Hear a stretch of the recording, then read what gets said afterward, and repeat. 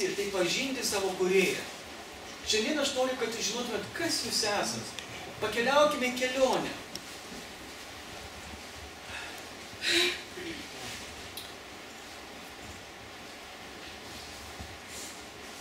Šventasis raštas sako, juk tu sukūrei mano širdį, numezgėjai, aš megzti nemoku, bet moka mano žmona, čia sėdi mano žmona kažkokia, ir jinai megzti moka, bet psalmėse pasakyti yra, Dieve, tu mane numezgėjai. Žinote, kas čia yra, tai embrionas prisitvirtinęs prie gimdos, ir jam tai yra 6 dienos, ten esi tu. Kažkada tai tu buvai toksai 6 dienų pas savo mamytę gimdai. Ir todėl Dovydas sako, tu sukūrei mano širdį, numezgei mane motinos įsčiose. Šlovinu tave, nes aš esu nuostabiai padarytas. Tavo visi darbai nuostabus, aš tai gerai žinau. Mano išvaizda tau buvo žinoma, kai buvau slapta kūriamas, rūpestingai sudėtas žemės gelmėse. Čia, jeigu mes pasižiūrim čia, net neįsivaizduojam, kas bus, koks jis atrodys, kai gims. Bet Dievas žiūri tą embrioną, kuriam yra 6 dienos, kur dar net širdelė net neplaka, nes širdelė ima plakti po 18 dienų. Ir Dievas jau žino, kas tu toks būsi, kaip tu atrodysi, kad tu tamsiaplaukis esi, ar ne, tu šviesiaplaukis būsi, ten štai tu su akinukais esi, o tu aukštas labai esi, ir taip toliau, tu gražus labai žmogus, tu gimsi šiek tiek su kokia negalia, nu taip jau atsitinka gyvenime, bet Dievas mato, Dievas žino, dėl to Dovydas jis sako, aš esu nuostabiai sukurtas ir mano išvaizda tau buvo gerai žinoma. Aš siūlau pakeliauti truputėlį. Pakeliauti tos laikus, ko mes neatsimenam. Pakelkite rankas, kurie prisimena kažką, kai jūs buvote motinos įsčiose. Pakelkite rankas. Pasikalbėkime. Pakelkite rankas, kas prisimena, kai buvote tenai pas mamą. Pas ką? O jūs? Nemanau, kad aš smegeninė veikęs. Mes susižinosime. Iš tikrųjų niekas nėra žmogaus, kuris sakytų, aš prisimenu, kai aš buvau kažkur taip 22 savaičių, prisimenu, kad aš taip bandžiau ten su žarnu pažaisti. Nieko nėra tokių įrodymų, nėra. Bet Dievas sako, bet aš mačiau tave, aš mačiau, kaip pas tave formavosi sausgyslės, kraujagyslės, smegenys. Jūs netrukus pamatysite vaizdus, tokius vaizdus. Pamatysit save, įsivaizduokit, jūs ten esate. Lūkimės galime žiūrėti pirmin. Kokios nesuvokiamos man tavo mintis tęsia Dovydas? Dieve, ir kiek jų daug, mėginu ją suskaičiuoti, bet jų daugiau negu smėlio grūdelių. Ir net visas suskaičiavęs vis tiek su tavimi tebebūčiau.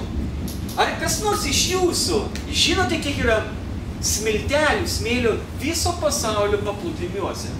Ne. Ne? O kaip jūs galvojate, įmanoma suskaičiuoti? Ne. Mokslininkas suskaičiavo. Tai ne. Jau tik Luko nėra. Sekančius skaičius parodė. Bet toks skaičius. Aš net nežinau, kaip jisai vadinasi. Aš žinau, bet pamiršau. Tai yra 1, 2, 3, 4, 5, 6, 7, kad 3 kiek? 21. Tai yra, taip, 21 nulis. Nežinau, pamiršau, koks tai skaičius yra. Bet štai tiek smiltelių. Nežinau, kaip jie skaičiuoja. Gal kvadratiniais metrais, nubaiksluoja su palidovu, suskaičiuoja ir taip toliau. Bet tai yra tiek smiltelių. Bet prieš tai Dovydas sako, tavo mintis yra nesuvokiamas. Man sunku suprasti, suskaičiuoti tavo mintis. Jų daugiau negu smiltelių. Bet dabar sekančią skaidrę pasižiūrėkime. Atomų kiekis žmoguje. Kiek nulių? 6 nulis daugiau. Atomų. Tiek atomų mes gyvi esame, ar ne? Tai yra tokie mažyčiai, kad jų yra žmoguje pas tave 7 su 27 nuliais. Ir jų yra daugiau negu žemės smiltelių paplūdimiuose. Neįtikėtina. Dėl to Dovydas ir sako, viešpatie, aš kaip pradėjau galvoti apie tave, man tiesiog netelpa. Net tu esi unikalus. Ir tai nereiškia, kad savaime atsiradai. Keliaujame toliau. Štai, embrionas. Jisai prilimpa prie gimdos. Keliaujame toliau. Kas toliau vyksta? Štai čia 22 diena. Tau 22 dienos. Ta pilka masė tai yra smegenis. Kažkas sakė, bet smegenų. Bet smegenis jau 22 dieną jau formuojasi. Ir čia matote, kaip jūs atrodo. Čia jūs esate. Ne. Tikrai, tokie mes visi buvome. Aišku, čia ne tu nufotografuotas. Bet mes tokie. Čia yra, kaip mes vystėmės. Ar ne? Taigi 18 diena čia yra. Dabar, ar mėgstat valgyti saulėgrąžas? O lukštentas? Dabar lukštentas. Dabar įsivaizduokit lukštentas saulėgrąžas. Lukštentą, ne? Skaitykite, Lukai, parodyk. Čia. Čia yra... Ne, čia ne kažkom, žinai, toksai vaisuoklis. Bet čia yra 35 dienų embrionas. Tai yra tu. Jam jau formuojasi burna, akis, nosis, ausis, esi tu. Ir jis yra, spėkit kokio dydžio, išlukštentos saulėgrąžos dydžio. Jau jam širdelė plaka jau, kaip jau 2 savaitės kaip plaka. Čia. Baiso, nežiūrėti. Bet iš to jūs kūrimas nuostabiai. Toliau. Pažiūrėkime, kaip atrodo 40 dienų kūdikis. Štai 40 dienų vaisius. Ir šitas vaisius yra labai gerai apsaugomas gimdoje. Dievas davė planą, kad žmogus būtų apsaugotas. Jam labai jis yra malonu. Dabar 112 diena. Va, 112 diena. Dabar jisai jau girdi triukšmą. Ir dabar jisai bando tyrinėti jau su savo rankomis aplinką. 112 diena čia yra. Dabar sekantis skaitė. Skeletas, jeigu jūs paimtumėte jo kojytę, taip jau perlenktumėte ją. Todėl, kad tik formuojasi skeletas. Ir matote, audinys, jūs kiaurai matote savo kraujagyslės. Kaip nuostabiai vystosi kūdikis. Ir dabar 140 diena. Pažiūrėkime. Plaukai jau pradeda augti ir prasimerkia akis 140 diena. Ir tai yra 20 cm, va, sprindis. Toks, va, kūdikis. Taip, delną padėtume jisai ir va čia, va, taip laikytume ant delno. Kaip nuostabu. Kaip nuostabu. Ir Dievas sako, aš noriu, kad tu išaugtum. Aš noriu, kad šitą pamatyti. Aš noriu tiesiog matyti, kaip tu augi. Ir noriu, kad tu džiaugtumės gyvenimu. Ir galų gale, dar viena skaidrė. Štai čia, po 4 savaičių, šitas vaikas jau išėjęs į pasaulį. Štai tokio pasaulio mes neprisimenam. Bet Dievas viską žino. Dievas viską mato.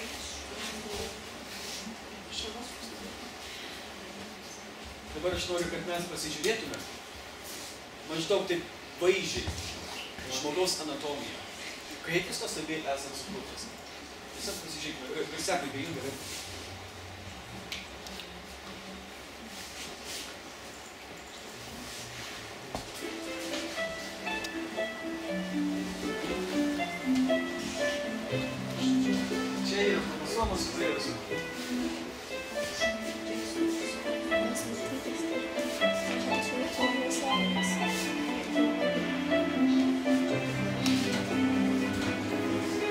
Tėvelis į mamytelę. Procesas kaip užsimės galimybę.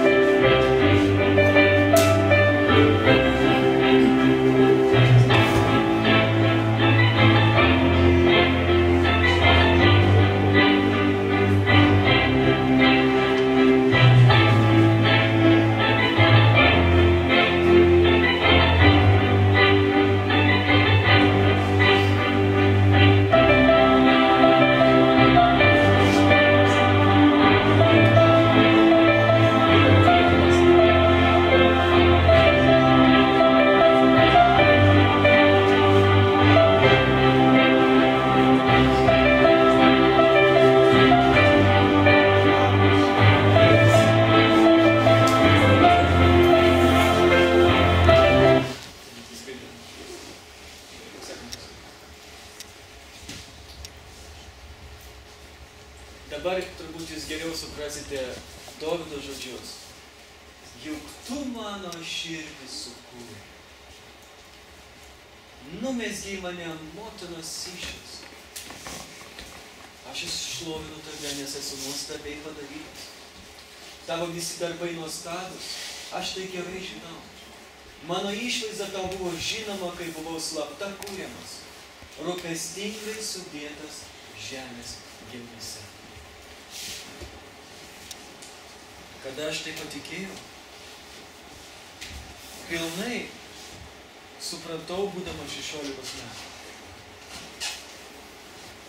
Nuo pat mažumės ieškojau atsakymo savo gyvenime klausimą, kodėl. Aš galvoju, nejaugi toks gyvenimas turi būti, kad vien skausmas, išgyvenimai, neteisybė pasaulyje. Ir galvoju, nuo 5 metų būdamas, ar tai tiesa yra, kad toks gyvenimas.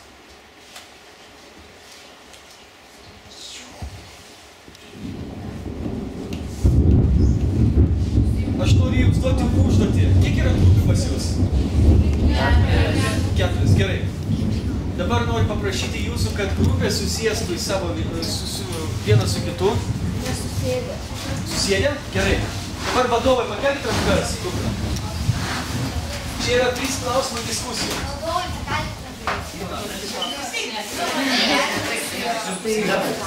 Ar pažįstat draugų, kurie yra tokie pikti nuolat? Pažįstat? Čia nėra. Ar turi tokių draugų užsispyrusių? Ir jis piktas visada būdavo?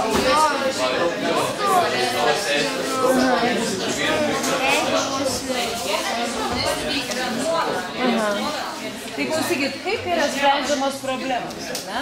Pirma, kas yra išsiaiškinama, kokia problema, ne? O čia kokia problema yra pasakyta? Nuolat piktas. Kai žinom problemą, kaip mes ją galim išspręsti? Ką mums reikia žinoti? Ką mums reikia... Taip, teisingai, iš kur ta problema, dėl ko jis piktas, iš kur jį kyla, ne? Ir klausimas yra mūsų toks. Kaip elgtis su jaunu, jis yra nuolat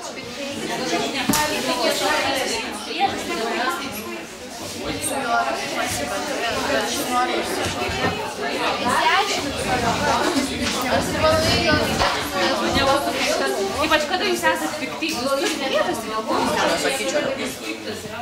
Jo, kartais Ne, bet ypač. Jo, bet kartais patys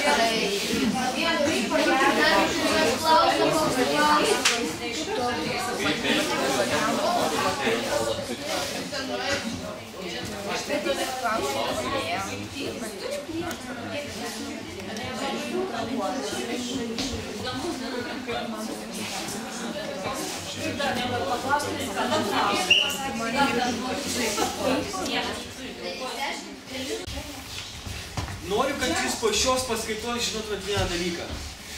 Kad kas tu esi jo kūrinys. Nes mes matėme, kaip nuostabiai tu esi sudėliotas mamos įsčiose. Aš noriu pasakyti momentą, kada aš supratau, kad aš esu kūrinys Dievo ir kada tu esi kūrinys Dievo. Buvo laikas, kada lankydavau karate treniruotis. Aš tuo metu, kai lankiau, įtikėjau į Dievą, mąsčiau apie jį daug, skaičiau jo žodį. Pasiėmiau kimono, žinot, kas yra kimono? apranga. Taip, apranga, tokia balta apranga, kaip pižama panašiai, su dirba. Ir pasiėmiau kimono ir išėjau. Sportbačių ten nereikėdavo, visą laiką buvo plikom kojam. Ir išėjau treniruoti. Ir sutupė tie sportininkai čia ir mane pastatė treneris su vienu žmogumi kautis. Jaunuoliu. Galvoju, gaila pastatė mane su tokiu, kuriam pastoviai jausis duodavo. Galvoju, duodu, kad nors tokia stipresnė. Aš atsistojau jau taip, pas mus toks buvo, treniruotų tokie, sudėti rankas, taip, sugrįžyti rankas ir kas pirmas, kam, už vanos per galvą, kaip nori, iš kojos, iš rankos, galvoju, kas pirmas, čia reakcijos patikrinimas. Ir labai, ir gali sužeisti, negali kraujas atbėgti. Ir aš jau žinojau, jau pas mane toks analitinis mąstymas, jau žinojau, kur, kokia rankais, kur kojais, taip toliau, jau galvojau viską, dabar jau duosiu. Ir galvoju nosį. Eik, tu savo galvoju. Jie tik žiūri į mane visi.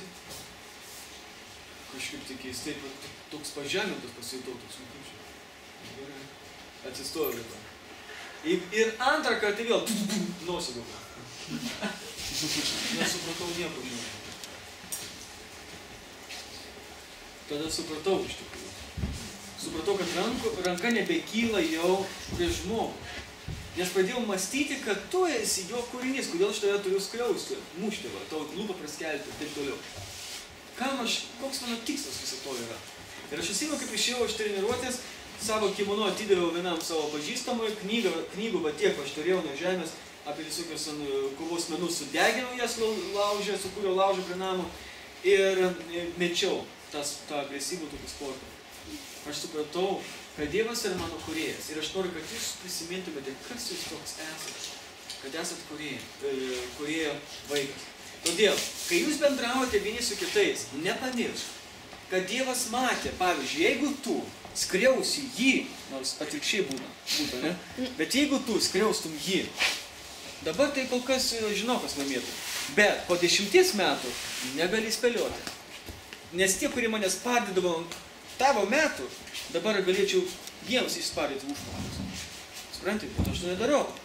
Bet yra toks dalykas, jeigu tu jį skriausi, prisimink vieną dalyką, kad Dievas matė jį, kaip jis dar buvo motinos įsčiose. Ir tave matė. Tada jūs nepasispardytumėt vienas su kitu. Jūs buvo tada trapus tokie, žirniukas, aguonos dydžio. Ir kas tada? Kas tada laimės? Va tas labai svarbu suvokti, kažkada tu buvai bejėgis. Žinote, aš palaidojau močiutę. Mano močiutė čia durė ampulės, kad lūpas neįsižiotų. Tiesiog jinai bejėgė yra. Jinai negyva yra. Būna lavonams, kuriem rankas laužia, kad ištiesintų jas. Jau jie viskas, jau jie, ką nori, tas su jais darai. Bet ir mes pasieksime tokį amžių. Kažkada mes buvom bejėgiai, mažiukai, kūdikėliai, ir kažkada busim bejėgiai, seni žmonės, kuriuos tiesiog norint tik karsą sutalpinti, reikia truputėlį išlyginti juos. Bet Dievas mato, kai tu buvai mažiukas, koks tu būsi, koks tu mirsi, ir netgi mato, kas toliau bus, kai ateis Jėzus antrąsyk. Ar jis tave mato amžinai su tave su juo, ar jisai mato, kad tavo gyvenimas to ir užsibaigs. Todėl prieš tai, kai nori barti su kažkuo, skriausti, šaipytis, šmeižti kitus, pagalvok, ar tu neskiri Dievo vaiko, ar tu neskiri Dievo kūrinio, juk tai yra Dievo kūrinys. Dabar įsivaizduokite, meno kūrinys, kas čia paišė? Yra koks nors žinomas, kas paišė? Riboja tai. O čia kas paišė? Irgi tas. Remigijus. Remigijus, ar ne? Žiūrėkit dabar. O dabar, jeigu bet kas ateitų, imti suplėšito. Juk, tai nevertinimas jo darbo yra. Jam nemalonu būtų, Remigijus, kad ir nevertinam. Jūs esate Dievo kūriniai. Ir jeigu dabar kitas imtų žaloti jūs, Dievo tai nemalonu. Ir Dievas sako, aš tikrai to neužmiršiu. Todėl gerbkime vienas kitą, mylėkime vienas kitą, rūpinkimės vienas kitu. Dabar mes galim vaikščioti, bet aš pažįstu žmonės, kurie vaikščioti negali. Pažįstu tuos, kuriems reikia triračių. Suprantate, su dviračiais jie kritinėja, važiuojant. Jie negali, sustoti ar užlipti, jiems reikia triračių, suaugę žmonės. Bet jie pavydi, kad mes galim bėgioti, vaikščioti. Bet vis tiek jie yra Dievo kūriniai. Ateis momentas, kada jiems galūnė suaugs, rankos suaugs ir jie galės bėgioti tais rožių, tulpių kalnais amžinybėje. Bus toks momentas. Todėl gerbkit vienas kitą. Nepamirškite to. Jeigu jūs pameluosite, Dievui niekada nepameluos. Aš vieną kartą bandymą padariau. Kai buvau 16-17 metų, nuėjau į savo kambarį nuodėmę daryti. Galvoju, nieks nemato, tėvai nemato, broliai nemato, sesuo nemato. Bet aš pamiršau vieną dalyką, kad kai aš susidariau duris, susibarikadavau, o Dievas tai mato. Ir žinote, kodėl man vis tiek tą nuodėmę dariau? Ogi todėl, kad aš tai Dievo nematau, parodyk man jį. Einam, parodyk, bet jeigu tu man neparodysi, žinau, Parodysiu. Nu tai, mane jeigu tu paimtum, Rimantai, eik parodyk Dievą, tai paimtum. Aš irgi negaliu parodyti jo. Negaliu jo parodyti. Bet aš tau galiu papasakoti jį, kodėl aš juo tikiu. Dabar, aš norėčiau pakviesti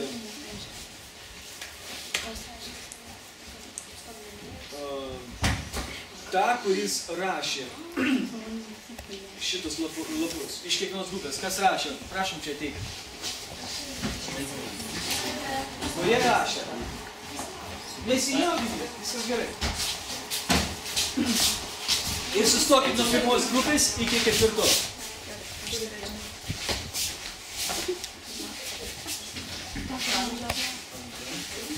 Tu trečia? Tiesiog nuo tos pusės. Pirma, antra, trečia. 11. Dabar mes paklausysime klausimus ir atsakymus. Kiekvienos grupės. Skaitome pirmąjį klausimą ir tada atsakymą sakai, tada tu atsakymą, tu atsakymą. Gerai? Pirmą klausimą. Paskaityk pirmą klausimą. Kaip elgtis su jaunu žmogumi, kuris yra nuolat piktas? Iš šitą klausimą jis ne aš, nes mes neužrašėm. Atsakysiu Jurgita. Ne, aš atsakysiu Emilija. Emilija labai gražią istoriją pasakos, todėl galim trumpai papasakoti. Nes jis turėjo piktą draugą. Ir jis kaip, gali papasakoti trumpai. Papasakoti, mano istoriją. Istorijos labai yra gerai. Prašau, papasakoti. Aš turėjau klasioką, jo tėvas žuvo. Ir jisai visada būdavo piktas, skriausdavo vaikus, keikdavosi. Ir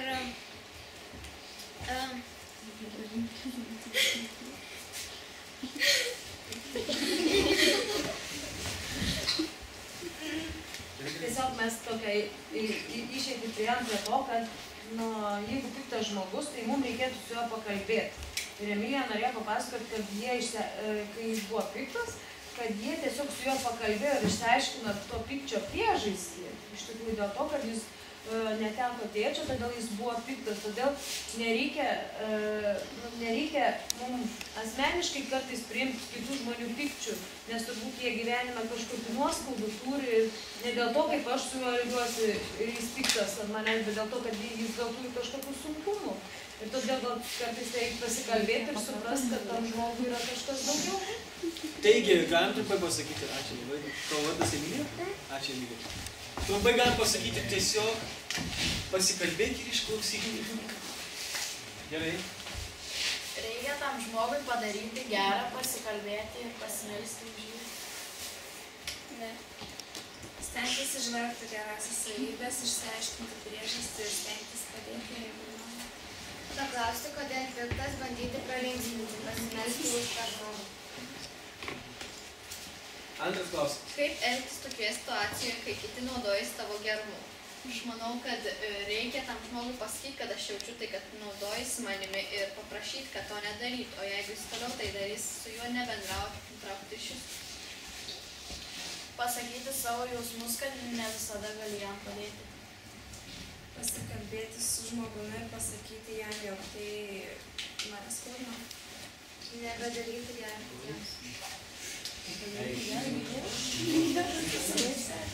Tai gal nebereikia, galbūt šiek tiek kartraukėlę padaryti tam žmogui.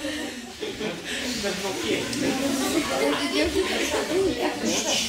Gerai, dabar trečias klausimas. Kaip pasielgtumėte sutikę alkaną, ištroškus ir sušalusį mažą berniuką pabėgus iš namų?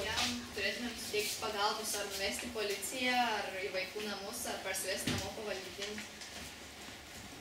Gerai pasirūpinti juo, pasišnekėti, sužinoti priežastį ir parvesti namo arba kreiptis į atitinkamas institucijas. Visų pirmiausia pamaitinti, po to išsiaiškinti priežastį bei bandyti spręsti problemas. Parsivesti namo, nuprausti, pavalgydinti ir bandyti surasti jo tėvus. Gerai. Tai aš dabar noriu paklausyti dabar atvirai. Tai pakalbėkime atvirai, gerai? Kas iš jūsų matėte prie parduotuvių tokius vaikus, Prašantis pinigų. prašančius vaikus kaip benamius, tokius purvinus. Valant. Pakelkit rankas. Dabar aš noriu paklausti, kurie iš jūsų elgėsi taip, kaip čia jūs rašėt. Pakelkit rankas, kurie pasivedė savo namo ir pavagydino. Aš kažkaip ir matau. Gerai, pasakysiu prašiau, kurie iš jūsų nuėjo parduotuvę ir nupirko maišelį maisto tam vaikui? Tai pasakykit man, kodėl daugelis jūsų rašote tokius atsakymus, bet nedarote, ką rašote? Padarykit eksperimentų, prašau. Todėl, kad kai kuriuos iš tų vaikų mes pažįstam, pavyzdžiui, aš ir žinau, dėl ko jie, kur jie leistos pinigus, todėl tikrai nepirksiu. Bet aš kalbėjau apie maišelį su maisteliu, maistu. Bet aš žinau, kad jam jo nereikia. Jisai šaudosi ant pinigų ir nusiperka pinigų ir įsisasti. Tai gerai, tai tu nueini pas jį ir paklausi jo. Tu nori pinigų ar tu nori maisto? Jis sakys, noriu pinigų, o kam, jeigu to nereikia maisto? Aš galiu to maisto nupirkti, nes nenoriu, kad būtų alkanas. Jeigu sakys, taip, aš noriu valgyti, nupirk jam maisto. Tikrai išbandyk. Kaip? Taip, visi nenupirksi, bet jeigu tu pamatysi širdis ir paskatins, padaryk. Nupirk nors vieną bandelę. Žinai, kitam bandelę nupirk. Ar ne? Dar prašau. Mane pasakė mano kaimynė, kad irgi pamatė ne vaiką, bet suaugusį žmogų, valkatauja, ten irgi nupirko pavalgyti, ten kažko išmetė, sako, duok pinigų, bet nedavė, nuėjo, ten nupirko ir išmetė paskui, sako, ne, man reikėjo pinigų, nieko nevalgyti. Būna tokių. Dar tenais? Nors suprantu, kur sėdi ten žmonės, normaliai, ten tos pinigus maistui nusiperko, pavyzdžiui, kur kiti nueina, nusiperka ten cigarečių ir vaiką, kur slaugas, valgyti ledų restoraną. Tai suprantu. Gerai, čia viskas. Paplokime.